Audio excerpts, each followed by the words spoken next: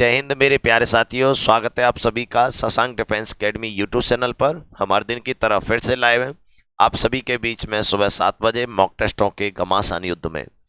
ये सेशन उन प्यारे स्टूडेंटों के लिए है जो NDA, air force, navy, Indian coast guard, JEE mains, 12th class जैसे कंपटीशन एग्जामों की तैयारी कर रहे हैं एंड नीट एग्जाम की तैयारी कर रहे हैं। आइए दोस्तों, हमारे 63 मॉक टेस्ट हो चुके हैं और आज हम करने वाले हैं 64वें मॉक टेस्ट को। ठीक है बच्चों, शुरुआत करते हैं क्वेश्चन नंबर 1576 से। आज कराए जाएंगे 1576 से 1600 तक और आपके नंबर आने चाहिए इसमें अप्रोक्स 22 प्लस। ठीक है बच्चों,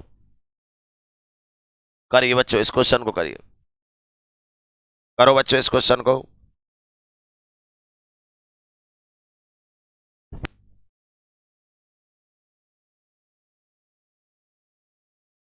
करिए बच्चों, 3 माइक्रोफैरड के 3 संधारित्र किस परपथ में जोड़े जाएं कि उनकी अधिकतम तथा न्यूनतम धारिता होगी। देखो, माइक्रोफैरड के अगर मैंने इस तरीके से जोड़ दिया ना पैरेललोग्राम में, पैरेलल में,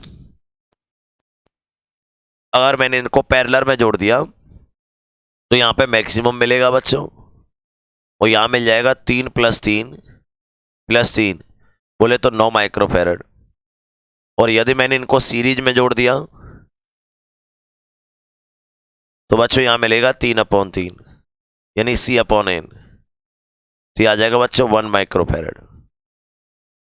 तो मैक्सिमम मिलेगा ये और मिनिमम मिलेगा ये। ठीक है बच्चों, मैक्सिमम 9 और मिनिमम 1। ठीक है, क्वेश्चन नंबर 1577। समान पदार्थ, समान लंबाई व समान अनुप्रस्थ काट के क्षेत्रफल के 10 तार हैं जिनमें प्रत्येक का रेजिस्टेंस एकम में समांतर क्रम में जोड़े गए संयोजन का प्रतिरोध किसमें जोड़े गए? पैरेलल कॉम्बिनेशन में। पैरेलल कॉम्बिनेशन में रेजिस्टेंस जो रहता है आर नेट, वो क्या रहता है? R/N रहता है। आर है 1 ओम बटे 10, तो आंसर आ जाएगा 0.1 ओम। सी। क्वेश्चन नंबर, निम्नलिखित परपथ में से ए और बी के बीच में प्रभावी प्रतिरोध बताना है। ए और बी के बीच में नेट रेजिस्टेंस निकालना है। तो पहले बच्चों क्या करना है, आपको इन दोनों बिंदुओं के बीच में नेट रेजिस्टेंस निकाल लो। और ये कैसा कॉम्बिनेशन होता है बच्चों? ये पैरेलल कॉम्बिनेशन होता है, क्योंकि अगर मैं इसको नाम दे रहा हूं P तो ये भी नाम P होगा क्योंकि यहाँ रेजिस्टेंस नहीं है। ये Q है तो ये भी Q होगा। तो अब देखेंगे P और Q के बीच, P और Q के बीच, P और Q के बीच 3 रेजिस्टेंस जुड़े हुए हैं, 1 ओम। तो इन पूरे का जो नेट आ जाएगा वो आ जाएगा 1/3 ओम। और 1 ओम ये रहा और 1 ओम ये रहा, तो 1 और +1 + 1/3 ये आ जाएगा 2 सही 1/3 ओम। सी इज द राइट आंसर बच्चों। क्लियर है? Question number 1579। 1579 एक सेल से ली गई अधिकतम शक्ति है वाई वाक। बहुत टॉप लेवल का क्वेश्चन है, मेरा फेवरेट क्वेश्चन, बहुत बार आया ये क्वेश्चन एग्जाम में। मैक्सिमम पावर, देखो बच्चों पहली बात तो ये है कि आपको पावर का फॉर्मूला पता होना चाहिए। पावर होती है I² × R, this is power formula. अब आप जानते हैं इसके मैक्सिमम के लिए किसी सेल से आउटपुट जो करंट होता है वो EMF बटे कैपिटल R + स्मॉल r होता है। और बच्चों I के मैक्सिमम के लिए करंट अगर मैक्सिमम भाई, इसके लिए सेल का एक्सटर्नल रेजिस्टेंस इंटरनल के बराबर होना चाहिए। तो यहां से I मैक्सिमम जो आ जाएगा वो आ जाएगा E/2 स्मॉल r। यहां पे आप लगा देंगे तो यहां से P मैक्सिमम मिलेगा, पावर मैक्सिमम मिलेगी। I की जगह E/2r का होल स्क्वायर और कैपिटल R की जगह भी स्मॉल r, तो ये हो जाएगा E² / 4r² × r। एक r कट जाएगा बच्चों तो ये आ जाएगा E² / 4r। क्या आ जाएगा? E² / 4r। बहुत अच्छा क्वेश्चन है बच्चों, बहुत ही प्यार से हमने कवर किया है। पहले तो हमें पता होना चाहिए कि सेल में मैक्सिमम जो करंट बहता है वो कब बहता है, वो चीज पता होनी चाहिए।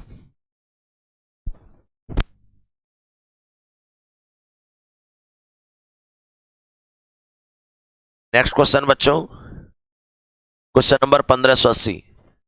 एक समतलोत्तल लेंस के उत्तल पृष्ठ की वक्रता त्रिज्या दे रखी है R1, जो दे रखा है वो दे रखा है 20 सेंटीमीटर, और समतल उत्तल है ये R2 हो गया। और R1 कितना हो जाएगा? R1 हो रहा है इनफाइनाइट, समतल है पहला, यानी पहला समतल है प्लेन, इसकी रेडियस आ जाएगी इनफाइनाइट, फिर उत्तल है। और लेंस के पदार्थ का रिफ्लेक्टिव इंडेक्स एन जो दे रखा है वो दे रखा है 1.5, तो इसकी फोकस दूरी होगी, फोकल लेंथ निकालनी है। तो बच्चों फॉर्मूला पढ़ा होगा 1/f equal to n minus 1, 1/r2 minus 1/r1 पढ़ा है। तो n माइनस 1 यानी 1.5 माइनस 1, 1/r2 यानी 20 सेंटीमीटर माइनस 1/इन्फानाइट, तो ये हो जाएगा 0.5 और ये हो जाएगा 1/20। कैलकुलेशन करेंगे तो ये हो जाएगा 1/40, ठीक है। तो फोकल लेंथ आ जाएगी 40 सेंटीमीटर, क्योंकि उल्टे हैं दोनों, तो f बराबर आ जाएगा 40। तो ऐसा क्वेश्चन आ जाता है बच्चों न्यूमेरिकल, तो थोड़ा सा याद रखिए फॉर्मूलों को भी, ठीक है। अगला क्वेश्चन बच्चों आपके लिए, एक अवर्णक अभिसारी लेंस दो लेंसों का संयोजन की क्षमता, दो लेंसों की संयोजन की जो क्षमता होती है ना, वो दे रखी है P1 प्लस P2, दे रखी है आपके पास प्लस का 2 डायोप्टर, और उत्तल लेंस की क्षमता जो दे रखी है P1 दे रखा है प्लस का 5 डायोप्टर। तो अवतल लेंस की विक्षेपण क्षमता, तो इनकी विक्षेपण क्षमताएं बतानी है। तो पहले आपके पास P2 निकाल लीजिए, तो P2 आ जाएगा 2 माइनस P1, तो 2 माइनस 5 बोले तो माइनस का 3, ये आपके पास डायोप्टर आ गया कॉनकेव का। अब आपको उत्तल और वह अवतल लेंसों की विक्षेपण क्षमताओं का अनुपात निकालना है। ओमेगा बोलते हैं ω1/ω2, ω1/ω2 जो होता है विक्षेपण क्षमता वो होता है P1/P2।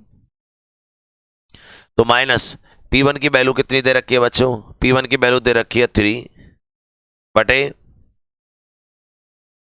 3 माइनस का खुद का होता है ये माइनस का 3 अपॉन P2, P2 कितना दे रखा है बच्चों, अच्छा P1 दिया है,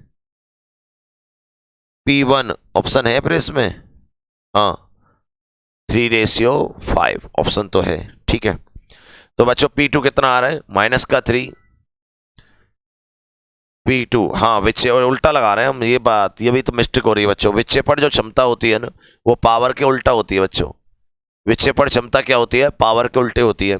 तो ω1/ω2 विक्षेपण क्षमता डिस्पर्जन पावर, जिस वो ऐसी पावर लेंसों की जो कि प्रकाश को अपने रंगों में कन्वर्ट करने के लिए मजबूर कर देती है, ये हो जाएगा P2/P1, ये माइनस के साइन में होती है। तो माइनस का P2 की वैल्यू दे रखी है माइनस के 3, P1 की वैल्यू दे रखी है 5, ठीक है बच्चों। तो हमारे पास जो आंसर आ जाएगा वो आ जाएगा 3:5। पहले क्या लेना है, कॉनकेव लेना है, तो कॉनकेव ये रहा, कॉन्वेक्स ये रहा, उल्टा आ जाएगा कॉन्वेक्स अपॉन कॉनकेव, तब आएगा 3:5।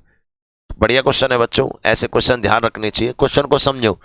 यानी कि दो लेंसों का कॉम्बिनेशन है, उसकी तो नेट दे रखी है 2 और एक की दे रखी है तो दूसरे की निकल आएगी, फिर उनका डिस्पर्जन पावर निकालनी है। 1582 A डॉट बी बराबर माइनस A डॉट, ए का मैग्नीट्यूड बी का मैग्नीट्यूड, तो एंगल बताना है बच्चों। A डॉट बी बराबर दे रखा है माइनस AB, मैं इसको लिख सकता हूं AB cos theta minus AB, तो यहां से cos थीटा बराबर आ जाएगा -1, तो थीटा बराबर आ जाएगा पाई। परस्पर लंबवत हैं गलत, एक ही कार्यरत हैं गलत, ए और बी विपरीत दिशा में कार्यरत होंगे, बिल्कुल सही है, सी इज द राइट आंसर। दो सदिशों के परिमाण 2 न्यूटन व 3 है, इनका परिणामी 1 है, तो इनके सदिश गुणनफल बताना है। बेटा देखो आपके पास ए जो दे रखा है वो ये दिया है, बी जो आपको दे रखा है वो ये दिया है, और आपको जो आर दिया है वो ये दिया है, तो यहां से थीटा निकाल लो आप, क्या निकाल लो, थीटा। तो आप जानते हैं R² बराबर A² plus B² plus 2AB cos theta, R² की वैल्यू 1, A² यानी 4, B² 9 प्लस 2 × 3 cos थीटा, तो ये हो जाएगा 13, तो ये माइनस का 12 और 2 दूनी 4, 4 × 3 12 बराबर cos थीटा। तो यहां से थीटा की वैल्यू आ गई पाई 180। अब ये कह रहा है कि इसका सदिश गुणनफल बताओ। वेक्टर मल्टीप्लिकेशन जो होता है बच्चों A क्रॉस B होता है, और इसकी वैल्यू होती है AB sin थीटा नीटा, तो यानी यहां पर अगर मैं AB sin पाई लगाऊंगा तो आंसर 0 आ जाएगा। तो बढ़िया क्वेश्चन रहा, एकदम एक ही क्वेश्चन में 3-4 चीजें पूछ ली बच्चों। 1584 1584 बल दे रखा है 5I + 3J न्यूटन का एक कण पर लगाया जाता है, जो इसे मूल बिंदु से इतने तक विस्थापित कर देता है, तो बल द्वारा किया गया कार्य होगा। देखो बच्चों जो वर्क डन होता है ना, वर्क डन वो होता है फोर्स इनटू डिस्प्लेसमेंट, तो फोर्स मेरे पास दे रखा है 5i प्लस का 3j इंटू डॉट प्रोडक्ट किसके साथ 3i माइनस जे 2i माइनस जे 2i डॉट 2i माइनस जे। तो बच्चों हम i का i के साथ कर देंगे, j का j के साथ कर देंगे, तो 10 माइनस 3 तो ये आ जाएगा 7 जूल। क्या आ जाएगा बच्चों? 7 जूल आ जाएगा। C answer. कोई दिक्कत? क्वेश्चन नंबर 1585, बेहतरीन क्वेश्चन।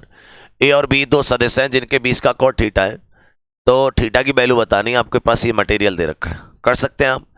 ए क्रॉस बी का जो मैग्नीट्यूड दे रखा है उसको हम लिख सकते हैं A B sine theta, magnitude यही होता है, और ये √3 क्योंकि नीटा कट जाएगा, इसको लिख सकता हूं मैं ए बी कॉस थीटा, इससे ये कट जाएगा तो टेन थीटा बराबर आ रहा है √3, तो थीटा की वैल्यू 60 आ जाएगी, जिससे हम π/3 भी बोल सकते हैं। तो 60 ए आंसर बच्चों। क्लियर?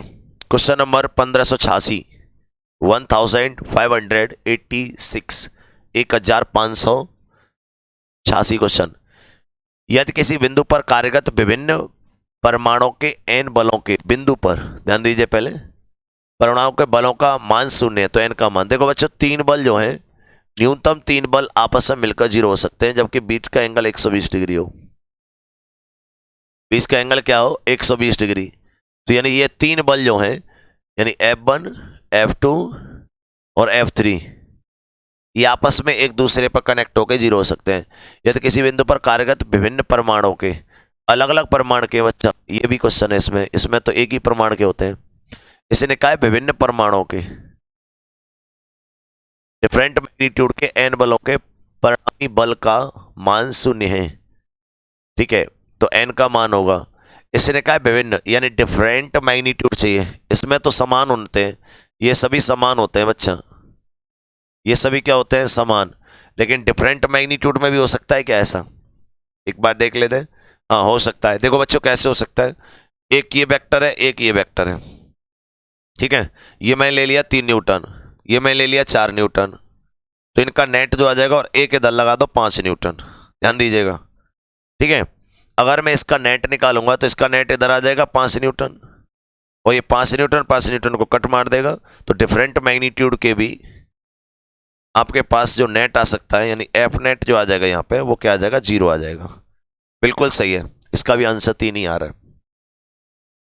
ठीक है बच्चों, अच्छा क्वेश्चन था। 1587, एक कुंडली के स्वप्रेरण का मात्रक होता है, स्वप्रेरण सेल्फ इंडक्शन का मात्रक हेनरी होता है, सब जानते हैं। सेल्फ इंडक्शन या इंडक्शन की यूनिट हेनरी होती है। ठीक है बच्चों, याद रखिएगा। Question number 1588, one atomic mass unit, one atomic mass unit जो होता है ना बच्चा, ये न्यूट्रॉन के मास के बराबर होता है, तो this is mass of neutron, और इसमें एनर्जी 931 मिलियन इलेक्ट्रॉन वोल्ट होती है, 934 मिलियन इलेक्ट्रॉन वोल्ट, और इसको हम -27 को अगर हम ग्राम में लिखना चाहें तो -24 के ग्राम से भी लिख सकते हैं, तो इसलिए हमारे पास तीनों आंसर सही हैं। LR परपेट का समय नियतांक होगा, समय नियतांक के बारे में बात किया है, तो टाइम पूछा है, क्या पूछा है आपसे? टाइम के लिए पूछा है कि टाइम क्या है, टाइम कौन सा है, आप अच्छी तरीके से जानते हैं। एक तो होता है बच्चों एक्सएल, एक्सएल होता है ओमेगा एल, या तो आप यूनिट निकाल सकते हो इसकी, किसकी सेकंड आ रही है वहां से, या फिर यहां से, एक्सएल बराबर ओमेगा एल होता है। एक्सएल को मैं लिख सकता हूं ओमेगा यानी 2πl/t लिख सकता हूं, और टी को इधर ले जाता हूं तो टी बराबर 2πl/xl, और बच्चों टी बराबर, ये देखो 2π तो रेडियन हो गया, एल, और एक्सएल एक प्रकार का रेजिस्टेंस होता है, इसको मैं आर लिख सकता हूं, तो L/R जो होता है ना वो सेकंड होता है, L/R सेकंड होता है, देखो टाइम पीरियड के बराबर आ रहा है। तो यानी इसने ये पूछा था निम्न में से किसकी यूनिट टाइम पीरियड के बराबर है, इस तरीके से क्वेश्चन है। किसी एसी सोर्स द्वारा परपथ की दी गई शक्ति का मान अधिकतम होगा, देखो एसी सोर्स द्वारा मैक्सिमम शक्ति कब होगी, पावर मैक्सिमम कब होगी, ये पूछा है, पावर मैक्सिमम कब होगी, पावर मैक्सिमम कब होगी। इसके दो ऑप्शन है बच्चों, या तो आप पावर से निकाल सकते हो या आप रेजिस्टेंस से निकाल सकते हो। या तो आप कह सकते हैं रेजिस्टेंस मिनिमम होगा, यहां से बता सकते हैं, या पावर का डायरेक्ट फॉर्मूला लगा सकते हैं, हाफ V0 VRMS ऐसे लिख दो, या half VRMS IRMS cos phi, ये मैक्सिमम होने के लिए जो फाई है ना वो क्या होना चाहिए, 0 होना चाहिए।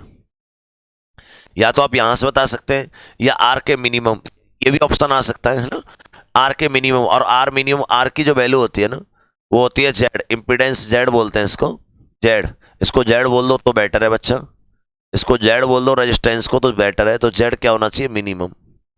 और जेड की जो वैल्यू आती है वो आती है बच्चों एलसीआर सर्किट में R square plus XL minus XC का स्क्वायर।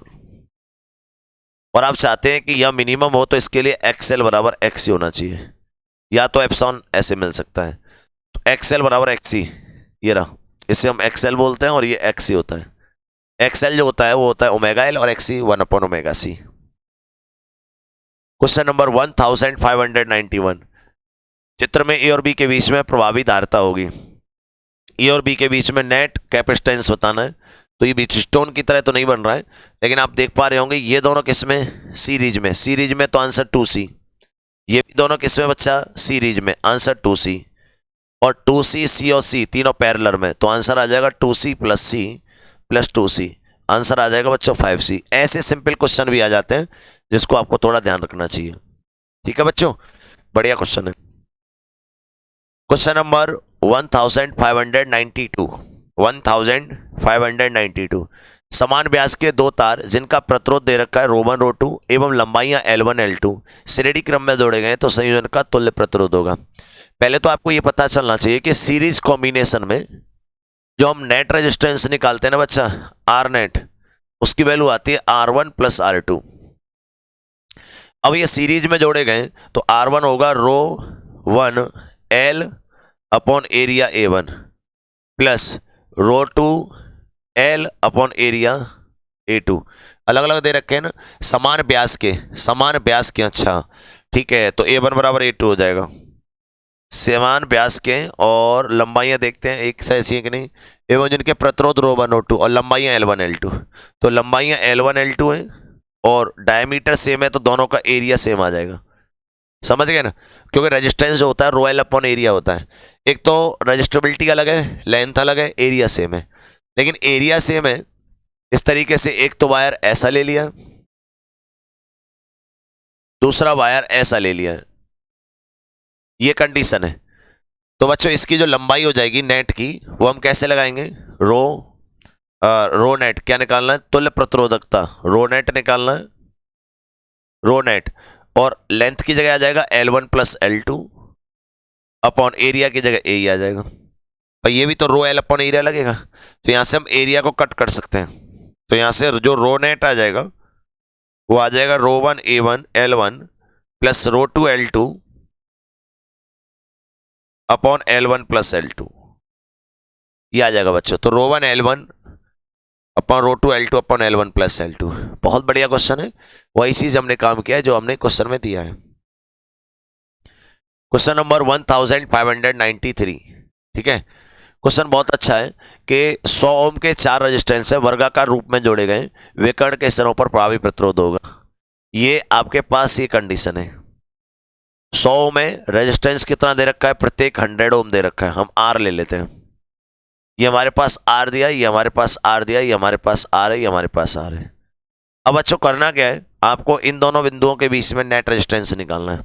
अगर मैं यहां निकालूंगा तो ये 2R आ जाएगा, निकालूंगा तो 2R आ जाएगा, और 2R और 2R कितना हो जाएगा पैरेलल कॉम्बिनेशन में, 2R अपॉन N।